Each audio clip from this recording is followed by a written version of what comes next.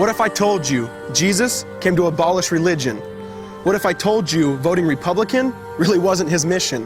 What if I told you Republican doesn't automatically mean Christian, and just because you call some people blind doesn't automatically give you vision? I mean, if religion is so great, why has it started so many wars?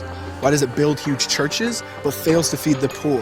Tell single moms God doesn't love them if they've ever had a divorce, but in the Old Testament, God actually calls religious people whores. Religion might preach grace, but another thing they practice, tend to ridicule God's people. They did it to John the Baptist. They can't fix their problems, and so they just mask it, not realizing religion's like spraying perfume on a casket. See, the problem with religion is it never gets to the core. It's just behavior modification, like a long list of chores. Like, let's dress up the outside, make it look nice and neat. But it's funny, that's what they used to do to mummies while the corpse rots underneath. Now, I ain't judging, I'm just saying, quit putting on a fake look.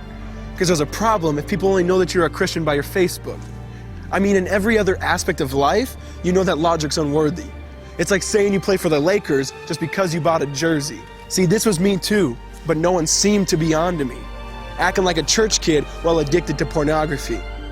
See, on Sunday I'd go to church, but Saturday getting faded, acting if I was simply created to just have sex and get wasted.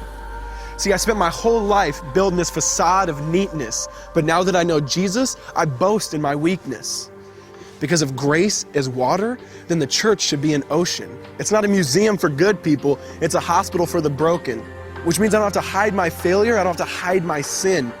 Because it doesn't depend on me, it depends on Him. See, because when I was God's enemy, and certainly not a fan, He looked down and said, I want that man.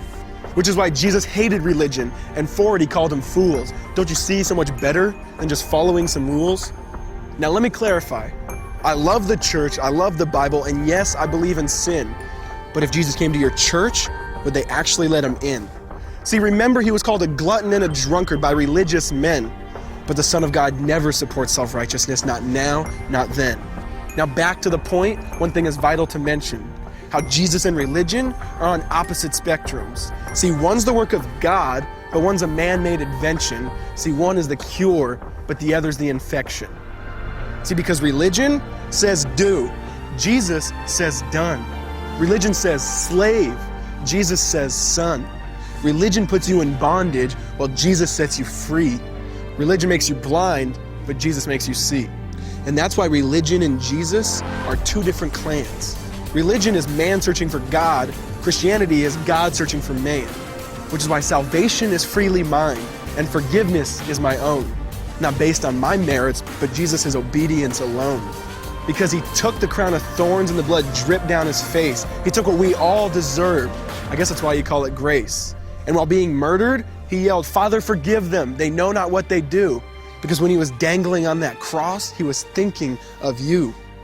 And He absorbed all your sin and He buried it in the tomb, which is why I'm kneeling at the cross saying, come on, there's room. So for religion, no, I hate it. In fact, I literally resent it. Because when Jesus said, it is finished, I believe He meant it.